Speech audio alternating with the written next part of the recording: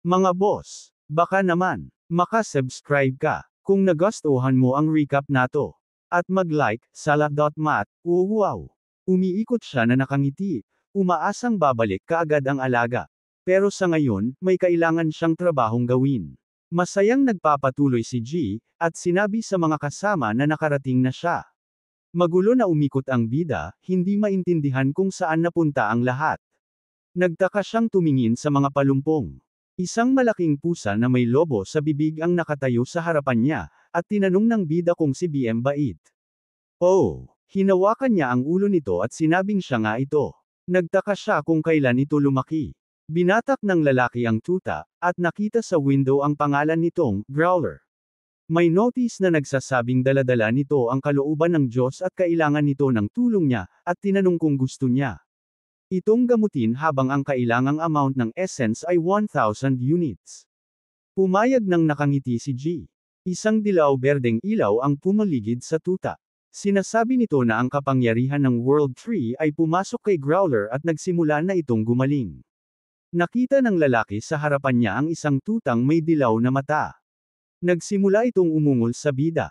Mahigpit itong niyakap ni G, at sinabing ang cute-cute nito. Mahigpit na niyakap ng lalaki ang alaga habang pinapanood ito ng malaking si BM. Hawak-hawak niya ito at idineklara na mula ngayon, Dogo, ang ipapangalan niya rito at kailangan nilang mamuhay ng payapaan. Kainmengkoy ni Bam ang lobo, walang imahinasyon talaga yang lalaking yun ah. Sumagot ito, tanggapin mo na lang. Pinapanood ng pusa habang pinupulot ni Gia ang tuta at sinabing ito na ang bagong tahanan nito. Tiwala na tumingin sa harapan ng tuta na napapaligiran ng mga turret drone. Napansin ng bida na marami sa kanila ang kamukha nito. Tumingin sa mga window ang lalaki at sigurado siyang ang dahilan ay ang kanyang mga characteristics, demigod, master level skills, increased friendliness, at leadership skills. Habang nagtataka ang bida kung nakakaapekto ba ang pag-unlad ni Dogo sa pag-unlad ng mga turret drone, tiwala nilang inatake ang mga Green Goblin. Iniisip ni Gio na maganda talaga ang passive skills ng Persistent Hunter kung saan nakikita ang lahat ng galaw ng kalaban sa loob ng 2 kilometro radius, at sa G. Anitong bilis, madali na lang nilang tatawiran ang Great Plains at mararating ang Mount Ato. Nakatayo ang masayang lalaki sa harap ng tuta at pinuri ito dahil magaling ang nagawa nila ngayon. May dala-dalang gold essence ang mga turret drone, at binigyan ng bida ang tuta ng red trout dumpling, at sinabing para sa kanya ang Reg Along ito. Bigla itong kinain ni BM. Nagsimula silang mag-away, at kainmengkoy nila ang isa't isa. Pinaghiwalay sila ng bida at sinabing tama na iyon, at kung mag-aaway sila, wala nang masarap na pagkain para sa kanila. May yumangay na dilaw na bulaklak. Sinabi ni G na nakarating na sila. Hinahaplos ng bida ang mga alaga at iminungkahing mag-diet na sila dahil medyo mabigat na sila. Umungol ang maliit na lobo habang nakatingin sa pinto. Dumating si Hayamak, kasama ang kanyang assistant, at nakita ang lahat ng alaga. Binati ni G ang lalaki. Nagkamay sila at ikinagalak ng manager na mabilis siyang kinontak. Tiningnan siya ng lalaki at tinanong kung totoo ang sinabi niya tungkol sa pagbabasa ng artifacts. Sinabi ni Gia na totoo. Sinabi ni Julian sa manager na iyon nga ang inaasahan niya. Kinamayan ng assistant ang bida at sinabing matagal na silang hindi nagkita at ikinagalak niya itong makita ulit. Nagsimulang magtanong si Gio tungkol sa hunter. Itinuro ni Julian ang nakangiti at sinabing tumanggi ang lalaki dati sa alok ng guild leader, at ngayon, dumating siya bilang isang pribadong individual, at ang leader mismo ang nakipag-ugnayan sa kanya. Tumayo siya sa harap ni Gia at sinabing ang mga potion at scroll na ginawa niya ay kahanga-hanga talaga, at bilang isang alchemist, nainggit siya rito. Nagpasalamat naman ito. Iminungkahi ni Hayek na ipaabot ang pagbati at mag-usap na dahil tulad ng hunter, curious din siya. Umupo sila sa mesa at tinanong ng lalaki kung gaano kalawak ang alam niya tungkol sa artifact. May nakita siyang window ang bida at sinabing malinaw niyang nakikita ang pangalan, description, specific indicators ng ability at skill, at nalaman niya ito habang gumagawa ng potion at sinuri ng ilang ses gamit ang mga pamilyar na artifacts. Sinabi ni Hyong Suk na kahanga-hanga ito. Tinawag ito ng assistant na high level of awakening. Kinamot ni Gio ang ulo at sinabing bagaman may kakayahan siya, hindi siya sigurado kung paano ito gagamitin. Ngumisi si Hyong Suk at sinabing huwag mag-alala dahil pananagutan niya ito at tutulungan niya, at ipinaliwanag na ito ang dahilan kung bakit niya inanyayahan ang Hunter. Natuwa ang bida at sinabing gusto niyang gamitin ang kakayahan niya para tumulong, at nagtaka kung may alam ba itong paraan.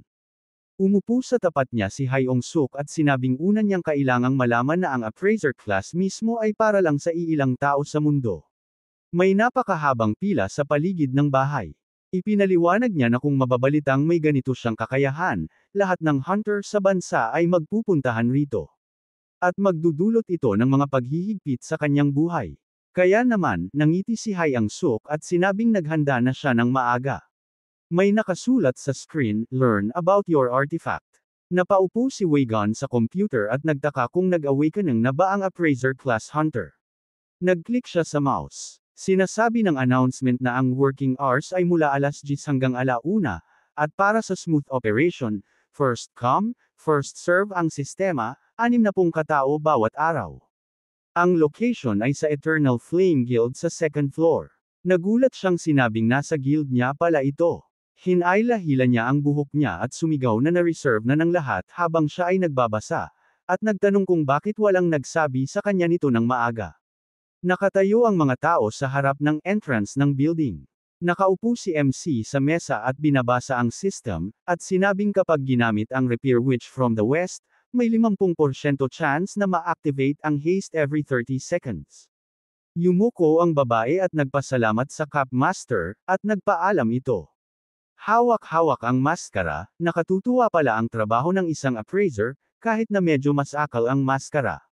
Ngumiti mula sa maskara ang lalaki at natuwa na nagtanong siya kay Hyang Suk tungkol dito. Kinamot ng bida ang batok at nagpasya na bumati sa huntress na si Wine, at hindi niya inaasahang mapunta siya sa Eternal Flame Guild kahit na tinanggihan niya ang alok nito. Sumigaw ang babae at hinampas ang mesa. Sinubukan ni Julian na pakalmayin ang leader, at iniisip na kung malaman nitong si Gia ang Capmaster, magkakagulo. Umiiyak ang huntress dahil book na lahat ng 3 buwan ng maaga, at iniisip ng lalaki na hindi lang siya mabilis kumilos. Sinakal ni Win si Julian at hindi maintindihan kung paano niya ito nagawa sa kanya dahil dapat ay banilinan niya siya ng maaga. Sinubukan ni Julian na ipaliwanag na personal na minamanage ni Manager Hyang Suk ang appraiser, kaya wala siyang magagawa, at kahapon lang na-decide ang lahat. Kaya hindi rin niya ito nalaman bago pa ang babae, at bukod doon, sinabi na niya sa babae na gamitin ang basement ayon sa gusto nito. Itinuro ng huntress ang mga armas at nagpasya na kung magpapatuloy ito, aabutin siya ng mahigit 2 taon para malaman ang characteristics ng kanyang mga baby. Kaya hiniling niya na gumawa siya ng paraan at tinanong kung may mga special privilege ba siya bilang may-ari ng building. Pinaikot-ikot ng lalaki ang kamay at sinabing hindi niya alam, at sinabing aalis na siya dahil marami siyang gagawin, at darating din ang turn niya. Kaya kailangan lang niyang maging pasensyoso at huwag maghanap ng gulo. Galit na umupo sa upuan si Win at nagtaka kung saan nanggaling itong Capmaster na ito. Kumislap ang kanyang mga mata at nagpasya na kahit magpakapalit-palit siya, malalaman niya kung sino ito at gagawin itong kanyang exclo. Save na alipin. Nakaupo ang master sa likod ng silya at parang may naninitis sa kanya dahil bigla na lang uminit ang kanyang mga tainga. Hawak-hawak ni MC ang isang flask at sinabing kailangang itong i-shake ng mabuti. Maghahalo-halo ang lahat at magiging ready na ito. Sumagot ang kanyang kasama na ang sekreto sa paggawa ng potion na ito ay nasa ingredients. Ang special potion ay ginagawang 0 ang ether consumption para sa lahat ng skill sa loob ng 11 segundo at nagre-restore ng 11% ng physical strength sa loob ng 15 segundo. At ang perfect potion ay 0 ang ether consumption sa loob ng 16 na segundo at nagre-restore ng 16% ng physical strength sa loob ng 15 segundo. Maingat na pinapanood ni Julian ang lalaki habang nagsusulat sa libro, at sinabing ginawa rin niya iyon ngunit 11 segundo lang ang nakuha ni A, at 16 na segundo ang nakuha ng bida. Ipinaliwanag niya na nakadepende ang lahat sa quality ng ingredients kung saan ginawa ang potion. Nanlilisik ng ngiti si Gio at iniisip na talagang dahil ito sa kanyang level 3 na alchemy skill, at humingi ng paumanhin sa pagsisinungaling. Tiningnan ni Julian ang mga flask sa mesa at iniisip na sapat na ang nagawa ng kaibigan para ibenta kinabukasan. Sumagot si MC na salamat sa kanya, lubhang nabawasan ang kanyang trabaho, at patuloy na maayos ang operasyon ng store. Hawak-hawak ang test tube, sinabi ng lalaki na nagpaplano silang kumuha ng iba pang alchemist para sa kanya at kay manager, Mr.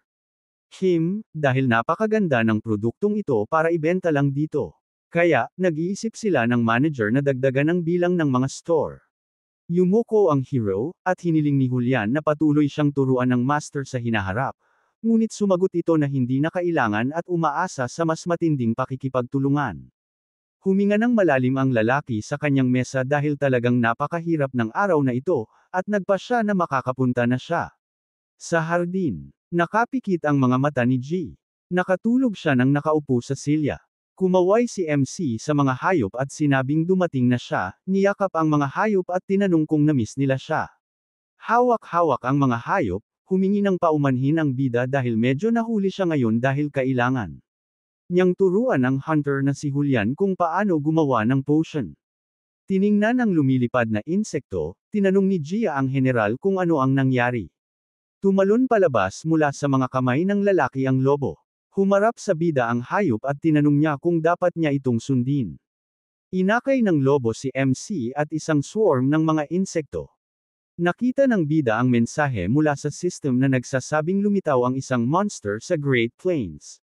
Itinapon ni Growler ang mga mandirigma gamit ang kanyang paa, at may sign na nagsasabing ipinakita niya ang leadership qualities, at salamat sa kanyang excellent leadership skills, nagtagumpay ang Terry Drone Squad na paalisan ang mga monster mula sa Great Plains.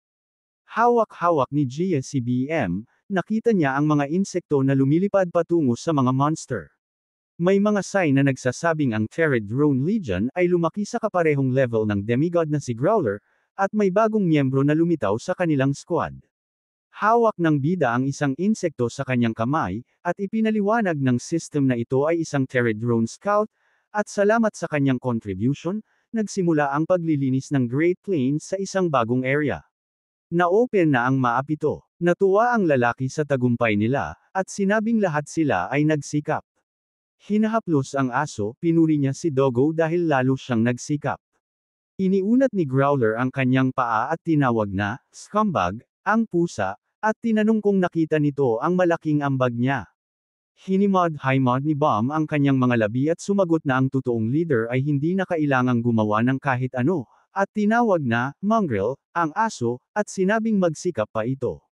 Nakita ni G ang nag-aaway na aso at pusa at ipinakita ang kanyang pagkadismaya. Hawak-hawak ang mga hayop, iminungkahi niya na sa halip na mag-away, pumunta na lang sila sa Mount Ato. Naglakad si MC kasama ang kanyang mga mabalahibong kaibigan. Habang naglalakad sa isang ilang na field, naisip niya na maganda kung may mga clone na lumitaw. Nabigla ang hero sa kanyang nakita. Nakatayo siya sa harap ng isang wasak na gusali, at ipinagpalagay na ito ang lugar kung saan dating nakatago ang Black Lion Knights. Nasa harap ng karakter ang isang mapa ng lugar. Nakatayo at nag-iisip, ipinagpalagay ni G na ito ay nasa timog ng Mount Ato. Naalala niyang may underground passage sa loob ng bundok, at ipinatong ang kanyang kamay sa barrier. Ipinabatid ng system na natapos na ang interference effect na nagpapahintulot sa mga worker na ma-restore ang World Tar. At ipinagbabawal na ang physical interference sa Gehenna. Alinsunod sa kanyang kapalaran, na-apply ang effect ng God's Confidant, na nagpapahintulot sa pakikipag-ugnayan sa mga nilalang mula sa Gehenna. Napagtanto ng bida na mula ngayon, hindi na siya makikialam sa mga bagay sa Gehenna, ngunit hindi niya alam kung makakapagbigay pa rin siya ng mga order sa terror drone o kung may iba pang paraan. Ang sign sa harap niya ay nagsasabing natanggap niya ang skill na God's Vision, at maaari niyang inspect. Syunin ang buong lugar mula sa posisyon ng isang Diyos. Binigyan siya ng system ng pagpipilian na gamitin ang skill, at nagpa siya siyang hindi niya maiwasang subukan ito. Umangat ang mga paa ng lalaki. Itinayo siya palayo sa kagubatan at naisip niyang hindi kapanipaniwala ito. Hinawakan ang kanyang buhok, nagulumihanan si G sa kanyang nakita. Nakatagpo siya sa gitna ng mga mandirigma at mga monster. Tiningnan ang lalaking may hawak na espada, Nakilala ng hero ang mga nakaligtas mula sa kaharian ng Estram. Nakikipaglaban sa mga monster ang mga knight. Tiningnan ang mga mandirigmang nag-api ang mga monster, hindi niya maintindihan kung sino sila, at inakala na ang isa sa mga tao ay ang leader. Tinawag ng knight na, Eddie. Nagulat ang bida sa kanyang narinig. Nakatayo ang isa sa mga mandirigma sa ibabaw ng monster, at naisip ng lalaki na itong lalaki ay si Hanghak. Itinanong ng leader na nakatayo kasama ang mga mandirigma kung bakit hindi umatras ang mga orc, at parang ang mga ito ay Galen. G sa Great Plains. Sinipa ng lalaki ang monster palayo sa talampas at sinabing kung aakyat sila, mabuti kung marami pa silang pagkain, at sa ganitong bilis, malapit na silang kumain ng mga monster. Nangiti si Eddie at sinabing kahit wala nang makain, hindi siya mamamatay sa gutom. Lumapit si Songhak sa knight at naalala kung paano niya na sinabi ng mahigit isang beses na ang baboy na si Perjak ay may puka na kasama ni Baron Grow, at sigurado rin siyang ninanakaw nila ang lahat ng pagkain. Nangiting hiniling ng lalaki sa mabait na prinsipe na hayaan siyang hanapin kung saan nila itinatago ang pagkain sa loob ng 3 araw, ngunit maayos itong tumanggi. Tiningnan ni Gio ang mga mandirigma mula sa malayo at umaasang itong blonding lalaki ay si Prince Dinskell mula sa kaharian ng Est. Habang naglalakad kasama ang kanyang mga kaibigan, hiniling ni San Hyuk sa leader na ipaalam sa kanya kapag handa na ito, at iminungkahing bumalik na sila. Nakita ni MC na binigyan siya ng system ng isang quest. Sinasabi ng mga sign na kailangan ng lalaki na maibalik ang surviving village, at natagpuan niya ang mga nakaligtas mula sa kaharian ng Estram na nawalan ng tirahan dahil sa undead. Nagtatago ang mga nakaligtas sa Mount Ato at kasalukuyang naghihirap dahil sa mga monster at kakulangan ng pagkain. Ito ang kanyang first mission. Kumislap ang espada, at hiniling ng system na ibigay ang seal ng kaharian ng Estram sa prinsipe at tulungan siyang maibalik ang kanyang mga karapatan bilang tunay na tagapagmana ng dugong bughaw.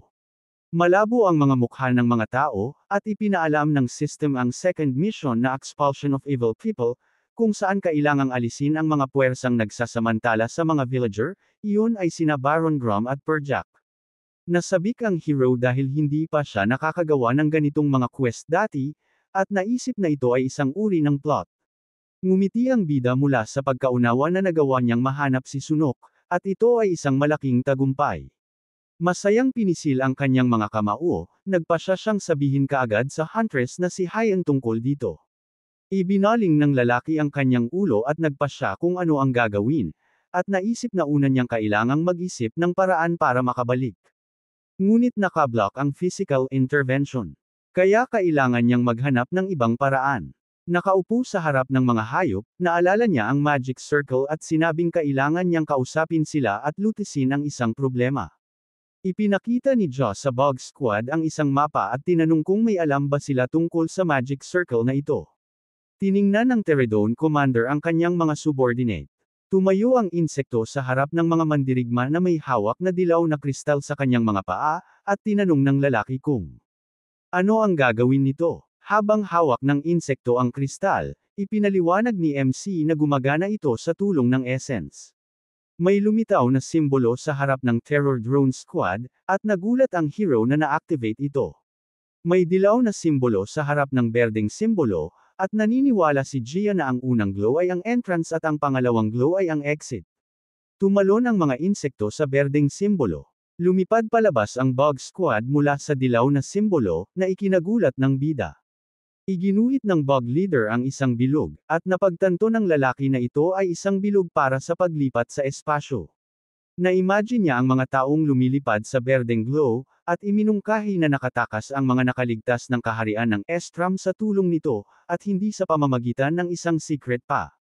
Sage. Tumingin sa harap si Gio at sinabing ang exit ay patungo sa isang lugar sa Maito, at kung matatagpuan niya ang lokasyon, may iligtas niya si Son Hyuk mula sa panig na ito. Tiningnan ang lumilipad na salagubang, tinanong niya kung gumagalaw ba ang Terror Drone gamit ang magic circle na ito, dahil magkatulad ang pattern. Iginuhit ng insekto ang isang negatibong sagot, at tinanong ng bida kung paano sila malayang gumagalaw sa pagitan ng Earth at Gehenna. Itinuro ng salagubang ang direksyon para tumingin. Tiningnan ng lalaki ang World Tree. Nagtaka si MC kung ang ibig sabihin ng salagubang ay ang World Tree ay nagsisilbing tulay sa pagitan ng Gehenna at Earth. Masayang itinaas ang kanyang mga kamay at nagpasalamat sa mga hayop sa pagbibigay sa kanya ng hint.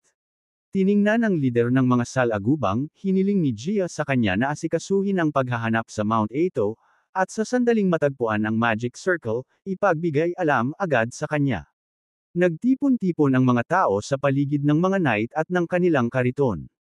Sinuri nila ang mga provision sa cart at sinabing tatagal lang ito ng 1 linggo. Lumapit si Eddie kay Perjak, at sinabing ang halaga ng mga mineral at pagkain ay hindi tumutugma sa dapat niyang i-deliver. Sinubukan ng lalaki na ipaliwanag na hindi masyadong matatag ang kanilang sitwasyon ngayon na winasak ng mga monster ang mga taniman. Itinikom ni Sunhawk ang kanyang mga braso nang may hindi paniniwala at sinabing parehong sagot lang ang naririnig niya tuwing nagtatanong. Hiniling ng prinsipe sa kanyang kasama na tumigil. Tinanong ni Eddie si Perjak kung ano ang dapat niyang gawin para maiwasan ang ganitong mga kaso, ngunit hindi niya alam dahil hindi naman siya ang leader ng Wild Elves.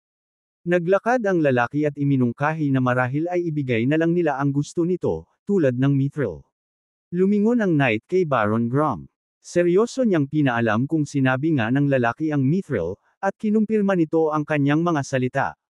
Mahigpit na ipinaliwanag ni Eddie na dahil sa monster, hindi madaling lumabas ng lungsod, at tinanong kung paano niya iuutos na kunin ito mula sa kung saan.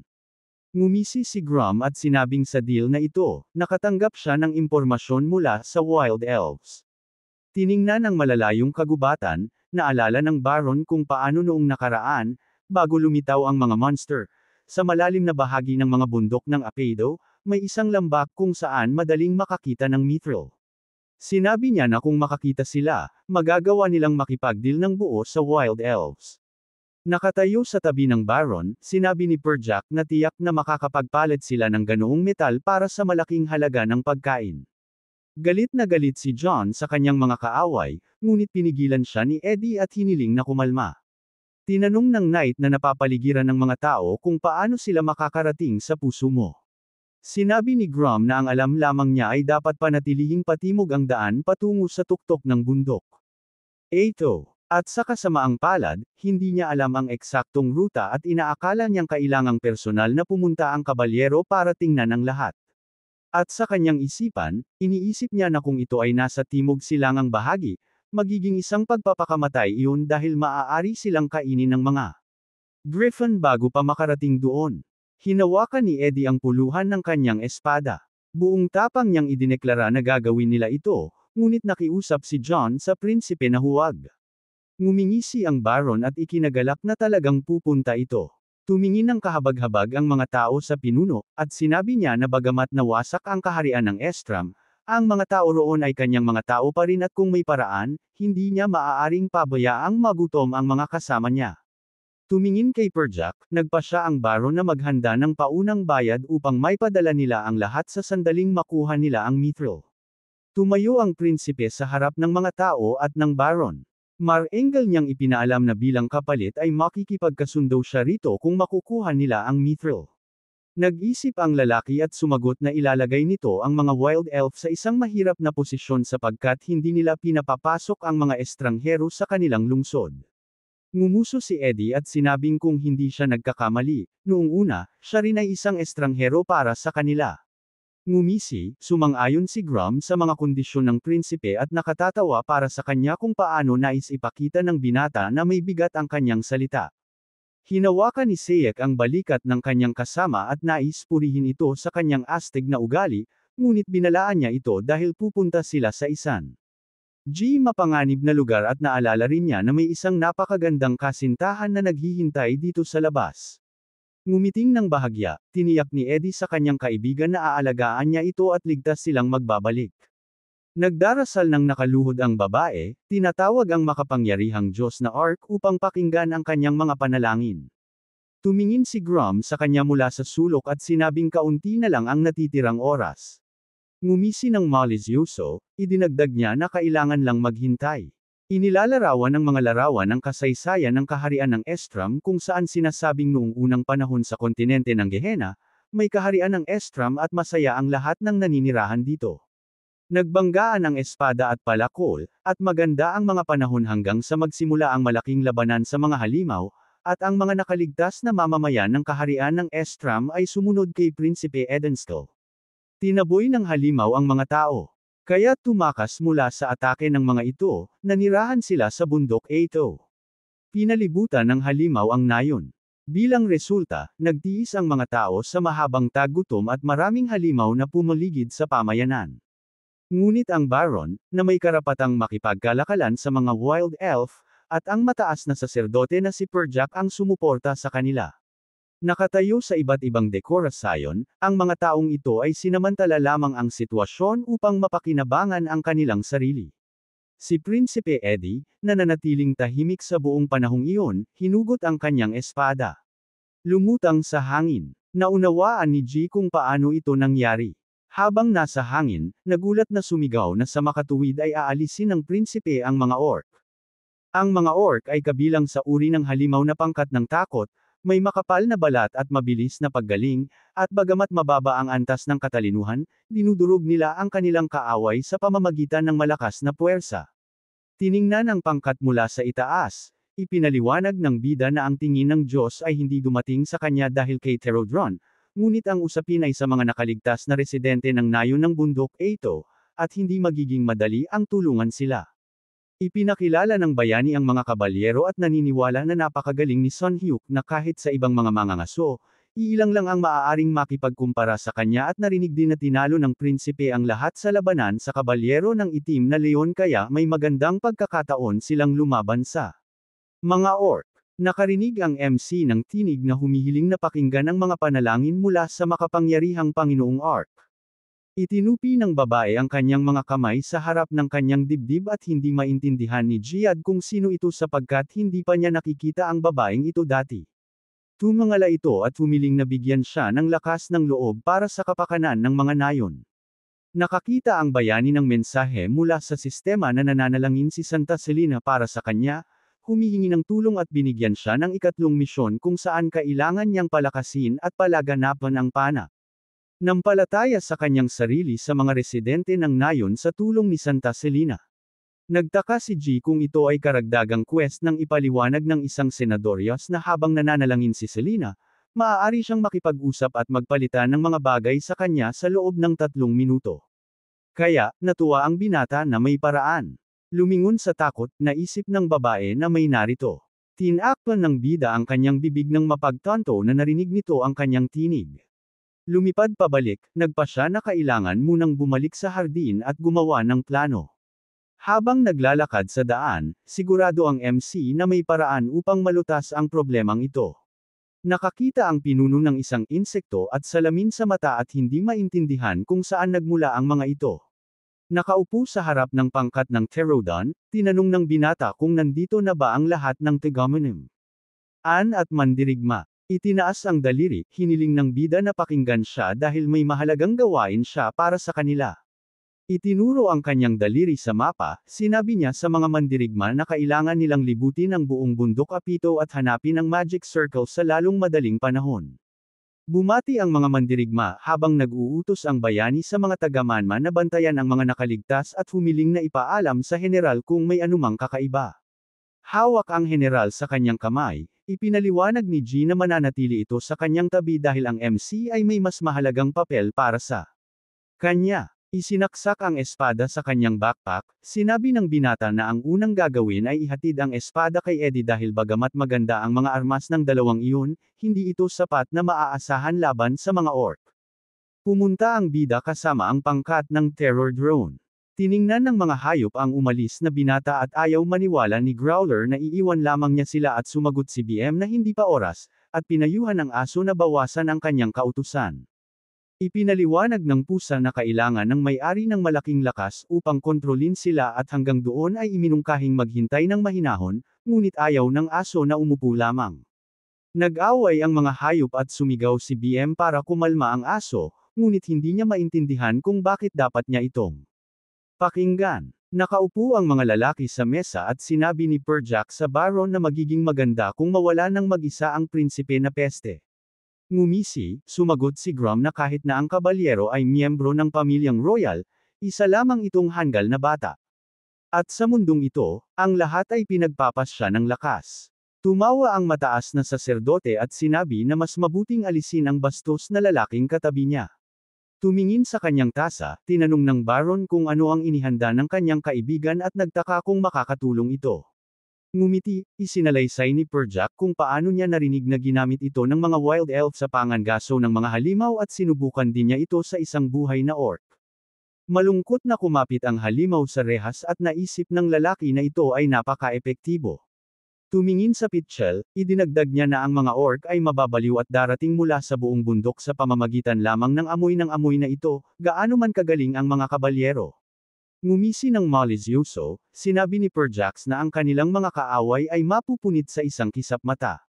Nakaupo sa harap ng kanyang kaibigan, hiniling ni Grom na magsalita ito ng tahimik at magalak kapag natapos ang lahat, kaya humingi siya ng paumanhin. Iwinagayway ang kanyang kamay, sinabi ng lalaki na maaaring pumunta ng malaya si Perjak, at sumagot ito na iniiwan niya ang Baron. Paglabas ng pinto, naisip ng mataas na saserdote na hindi makakaalis ang kanyang kasama nang walang kanya. At anuman ang mangyari, nagpasya siya na maaari rin niyang alisin ito. Pinapanood ng mga insekto ang lalaki. Nakatayo sa harap ng bintana, nag-isip si Grom kung ano ang gagawin niya kapag wala na si Prinsipe Eddie. Ngumiti, nagpasya na hindi siya magiging isang baron mula sa paligid, kundi ang bagong Panginoon ng Estram. Tumingin sa labas, idinagdag ng lalaki na ang mapagmataas na Santa Selina ay magiging kanya rin. Kailangan lang niyang maghintay. Naging napakagalit ni G nang marinig ang kanyang mga salita. Itinuro ang bahay, hiniling ng binata na magdasal si Selina dahil kaunti na lang ang oras nila. Ngunit binalaan siya ng sistema na hindi niya maaaring direktang makagambala sa quest. Iniikot ang kanyang ulo, umaasa ang MC na maayos ang lahat doon. Nakikipaglaban ang mga mandirigma sa mga orc at sinuntok ni Sun Hawk at Eddie ang mga halimaw.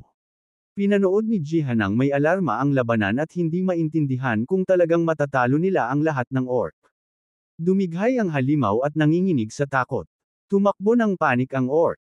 Sinaksak ng prinsipe ang kaaway ng tuluyan. Pinutol ng mandirigma ang paa ng tumatakas na orc na sinasabing hindi ito makatakas. Nahulog sa tiyan ang kontrabida. Sinaksak ang kaaway. Sinabi ni Sun Hawk na tapos na ito. Nakatayo sa harap ng mga patay na orc, lumapit ang kabalyero kay Eddie at ipinaalam na ang espadang ito ay hindi maganda at lapit ng masira. Kaya, inalok ng kanyang kasama na magpalitan, naabot ng halimaw ang tauhan habang nagpasya na kung hindi nasira ang espada, maayos ang lahat. Hinawakan ng orc ang kabalyero. Nakita ng halimaw na tumatakbo si Sun Hik.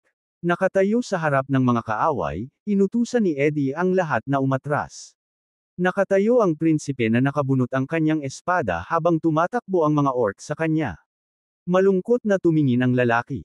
Desperadong tinawag ng mandirigma si Eddie. Lumaki ang kanyang mga mata sa pagkamangha. Isang malaking halimaw ang lumabas mula sa kagubatan. Natakot ng husto ang prinsipe sa kanyang nakita. Nagdarasal ng nakaluhod si Selina at humiling na protektahan ang prinsipe at ang mga taga-manman. Nakatikom ang mga kamay ng babae at iniulat ng sistema na ang unang panalangin ni Selina ay matagumpay na natapos at nagmungkahi na ipadala ang apostol ng Diyos upang tulungan ang alipin ni Ark. May pagpipilian ng MC na sumang-ayon o hindi dahil ang apostol ng Diyos ay general ng Terradrone. Pinindot niya ang sumang-ayon. Isang maliwanag na ilaw ang nagmula sa general na beetle. Nakita ng prinsipe kung paano sinuntok ng malaking beetle ang orc.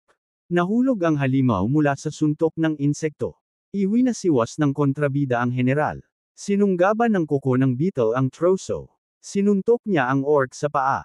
Nahulog ang puno sa harap ni Eddie. Sumigaw si Sok sa kanyang kasosyo na magsimula. Matinding tumingin sa tagiliran ang bayani. Habang nakikipaglaban ang beetle, tumakbo ang mga kabalyero patungo sa orc. Tumalon ang binata sa ibabaw ng kaaway. Iwinasiwas ng prinsipe ang paa ng kontrabida. Sinuntok niya ang paa. Pinutol ni Si ang balikat ng kaaway. Umungal ang halimaw sa galit.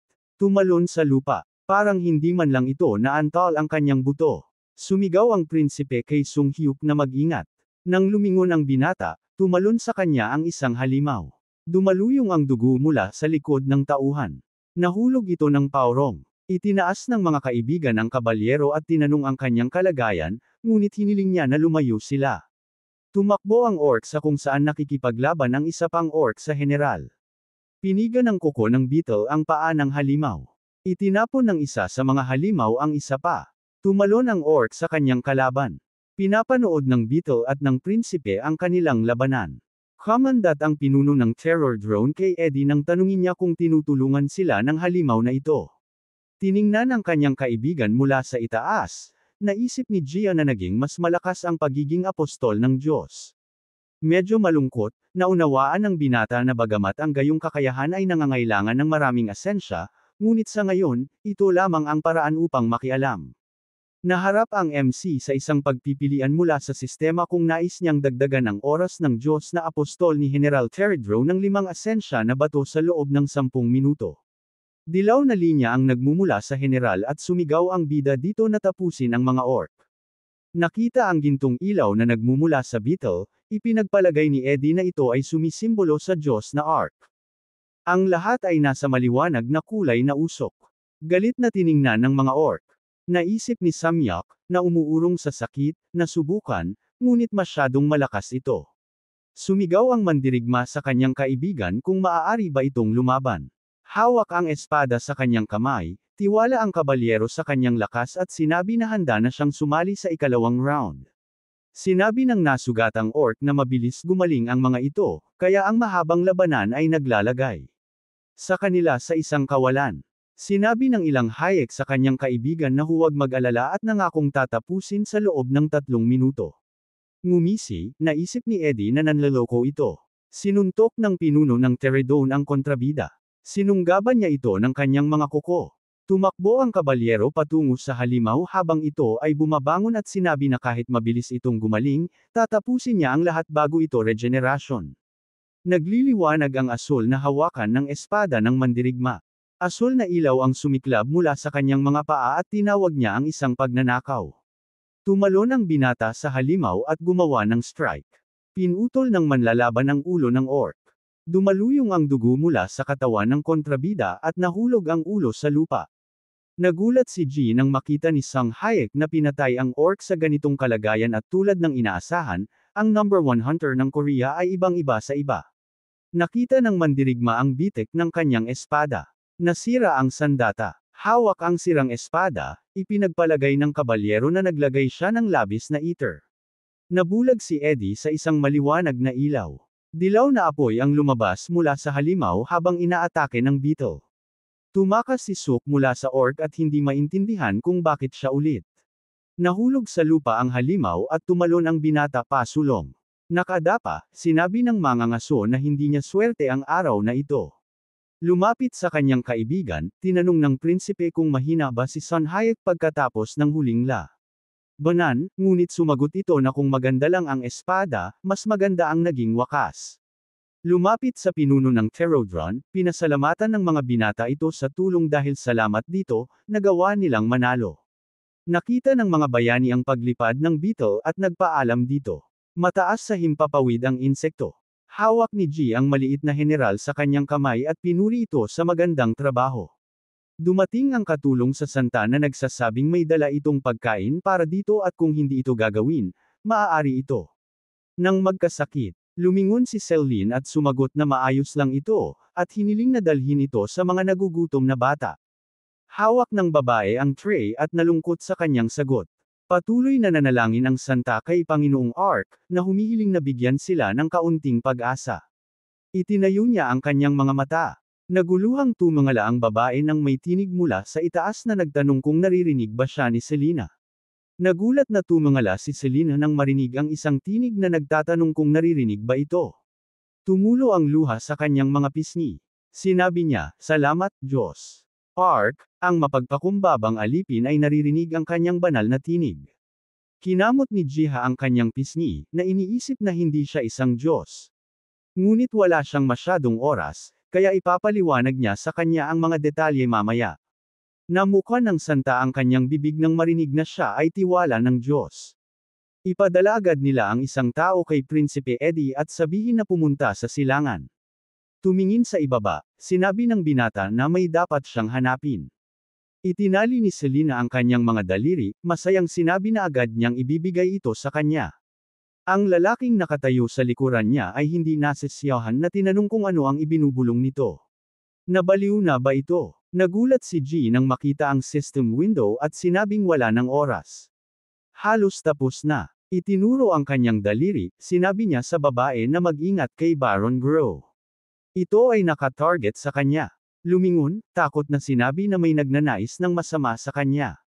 Iniulat ng sistema na tapos na ang oras, tanong ng binata, naiintindihan ba niya siya? Tiningnan ng santa si Grom, na naisip na oras na para umalis. Tumingin sa likuran ng babae, itinaas ang kanyang kamay sa kanyang dibdib. Matatag niyang sinabi na tatanggapin niya ang kanyang nais. Naglakad si G sa kagubatan, na nagsasabing ipinagkatiwala niya ang pangunahing bahagi kay Selena. Ngayon kailangan niyang kumpletuhin ang kanyang sa lalong madaling panahon. May nagbibenda sa katawan ng Moreno. Tinanong ni Eddie kumusta na ito. Isinara ang isang mata, sumagot si Sunhawk na wala. Marami na siyang nasugatan dati. Medyo pagod lang siya dahil sobrang nagastos niya ang eater. Tumingin sa tagiliran, tanong ng blonde kung anong uri ng mga halimaw ang mga ito. Mukha silang mga bog. Kinokolekta ng mga pteridrin ang mga kristal. Sumagot ang bayani na hindi niya alam. Hindi pa niya ito nakita sa mga dungeon dati. Lumingon ang prinsipe nang marinig na may tumatawag sa kanya. May babaeng tumatakbo patungo sa kanya at sinabi ng binata na mukhang alipin ito ng santa. Yumuko ang babae at tinanong ni Eddie kung pinadala ba siya ng santa dito. May nangyari din ba sa nayon? Pinunasan ang noo, sinabi ng babae na may mensahe ito para sa kanya tungkol sa santa. Nagulat ang blonde at muling nagtanong. Itinuro ang kanyang daliri sa direksyon, ipinaliwanag ng katulong na sinabi nito na pumunta sa silangan. May doon na dapat niyang hanapin. Nakaupo sa lupa si Sook at tanong kung ano ang pinagsasabi nito. Akala niya nasa hilaga ang lambak. Hinawakan ang babae sa mga balikat, tinanong ng prinsipe kung ano ang dapat niyang hanapin doon. Kung saan narinig na hindi rin ito alam. Sinabi ng santa na nakatanggap ito ng hula. Lumaki ang mga mata ng binata sa pagkamangha. Tiningnan ang mga mata ng Moreno, tinanong kung ano ang iniisip nito tungkol dito. Sumagot, ano ang iisipin dito? Desisyon niya ito. Ngumiti si Sook, na sinasabing baka may kinalaman ang giant bug sa Diyos ng Ark. Itinuro niya pabalik ang kanyang daliri at sinabi na pupunta sila at personal na susuriin ito. Ang ibig niyang sabihin ay kung umiiral ang Diyos. Yumuko si John nang sabihin ng prinsipe na siya at si Sayak lang ang pupunta sa silangan. Hindi ito magtatagal, kaya hintayin nila ito dito. Inagaw ng bayani ang espada mula sa mandirigma, na sinasabing hiram muna ito. Ibinilid ang sandata sa hangin, sinabi na umaasa siyang maaari niyang hawakan ang gayong mabigat na espada. May hindi pagkasya na sinabi ni John na huwag niyang sirain ito.